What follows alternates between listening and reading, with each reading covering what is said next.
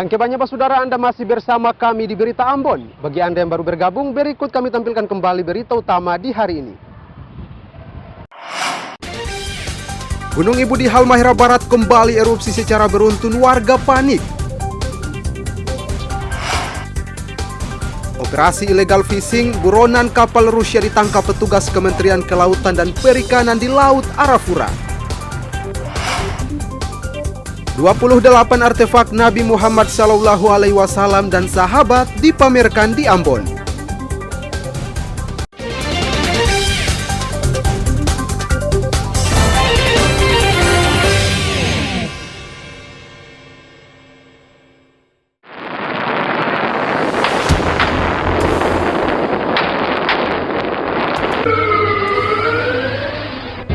Kementerian Kelautan dan Perikanan atau KKP menangkap satu buah kapal ikan berbendera Rusia di Laut Arafura, Kabupaten Kepulauan Aru. Penangkapan kapal ikan yang bernama KM Runzeng 03 terjadi minggu kemarin. Penangkapan ini berlangsung dramatis sebab petugas KKP terpaksa mengeluarkan tembakan ke arah kapal karena kapal berusaha kabur.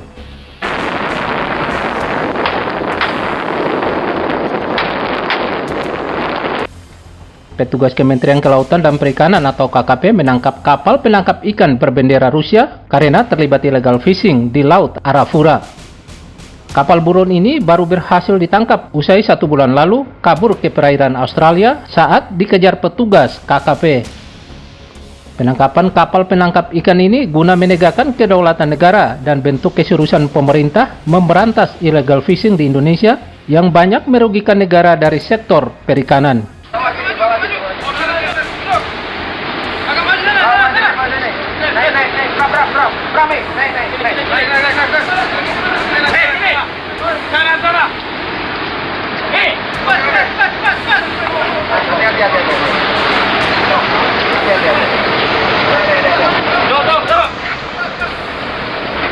Telah berhasil menangkap dan melumpuhkan kapal ikan asing berbendera Rusia di Laut Arafura pada hari ini.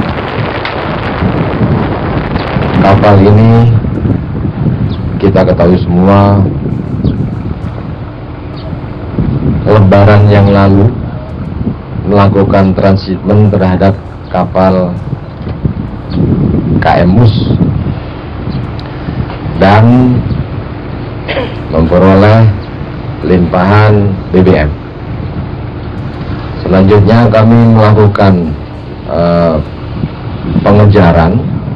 Kapal ini melari sampai ke Australia. Pada saat Lebaran kapal ini lari, kami tidak bisa kejar 1 bulan. Kapal ini menghilang dari peredaran kami. Dan ternyata kembali lagi. Sebelumnya ada 2, Runzeng 03 dan Runzeng 05.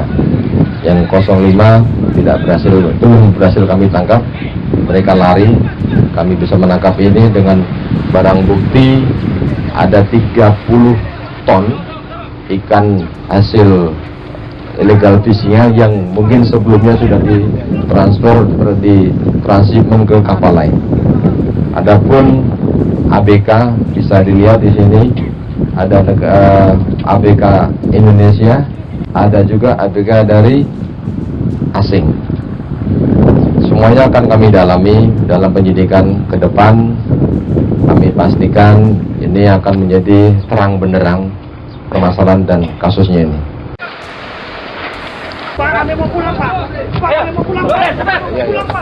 Kapal ikan KM Runzeng 03 beserta 30 anak buah kapal dan 30 ton ikan kini ditahan di Pelabuhan Perikanan Kota Tual untuk proses hukum. Tim Liputan melaporkan dari Kepulauan Aru. 2, 3, 4, 5, 6, 7. Bawa ke belakang, ke belakang. Ayo, belakang, belakang, belakang.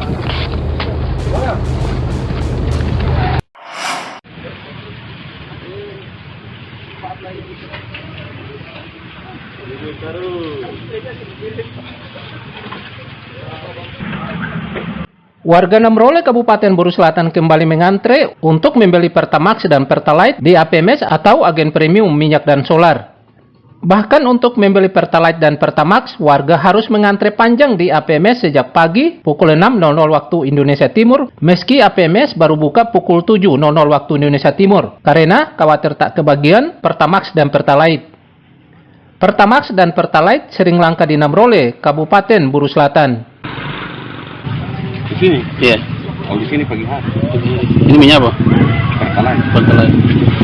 Kenapa sering di Letam?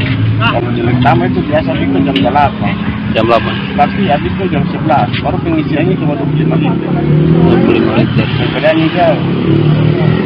Jadi lebih memilih di sini ya? Memilih di sini menjual dari pagi. Menjualnya sampai jam berapa pun dia akan habis. Tapi kalau Lektama, kenapa buka jam 8? Jam 11 sudah habis. Sementara minyak masih satu tangki, kadang 2. Tapi jam 11 itu habis. Habis ya? Iya. Biasanya buka jam berapa ini? Jam 7. Jam 7. Jam 7.00 kadang juga jam 7.30. Sampai selesai minyak? Iya, sampai jam 11 atau 12 siang. Untuk kuota sendiri berapa? Per bulan? Untuk per bulan. Iya. Untuk Pertalite 90 sampai 95 ton. Untuk pertama tidak dibatasi berapa saja. Sedangkan untuk biosolar 15 ton per bulan.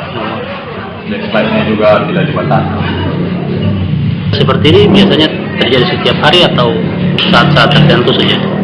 Kalau untuk Pertalite ya setiap hari antrian. Antri seperti ini. Cuma sudah berkurang karena pengguna Pertamax juga sudah banyak toh. Pemerintah daerah diminta menuntaskan kelangkaan bahan bakar minyak agar aktivitas warga serta ekonomi di daerah tidak terganggu. Ramli Belasa melaporkan dari Buru Selatan.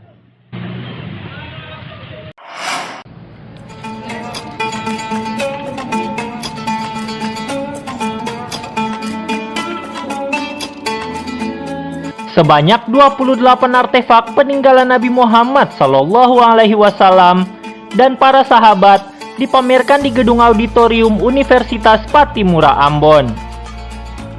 Dari puluhan barang bernilai sejarah ini, 2 diantaranya ada serban dan rambut baginda Rasulullah. Selain serban dan rambut Rasulullah, ada juga janggut, darah bekam, ekstrak keringat, busur panah, dan replika baju perang. Selain peninggalan Rasulullah, ada juga peninggalan para sahabat Rasul Shallallahu Alaihi Wasallam berupa pedang Khalid bin Walid serta pedang Sayyidina Husain yang dipamerkan dalam festival ini. Alhamdulillah, suasananya tenang, tenang. Barang-barang ini kita baru lihat, jadi kita bersyukur alhamdulillah masih peninggalan kita dari Nabi Rasulullah Muhammad SAW. Kita sangat senang, merinding jadi. Yang jelasnya kita sebagai penganut agama Islam, kita betul-betul mengingat perjuangan beliau yang sangat luar biasa untuk memperjuangkan sampai kita sekarang masih menghirup agama Islam di dunia ini. Pameran ini salah satu sarana bagaimana kita mengenal daripada peninggalan-peninggalan yang bersentuhan langsung dengan Nabi besar Muhammad SAW sehingga menumbuhkan cinta kita.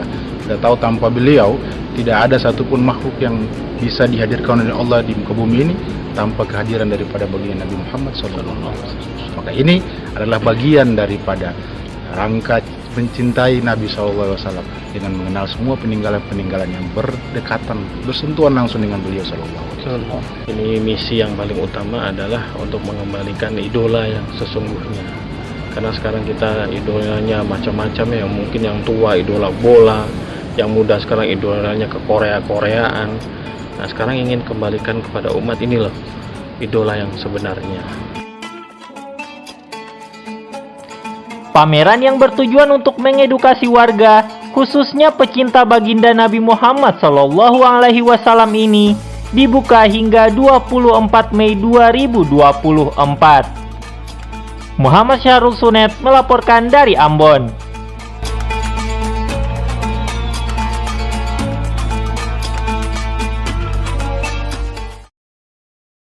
Informasi tadi sekaligus mengakhiri perjumpaan kita dalam berita Ambon hari ini.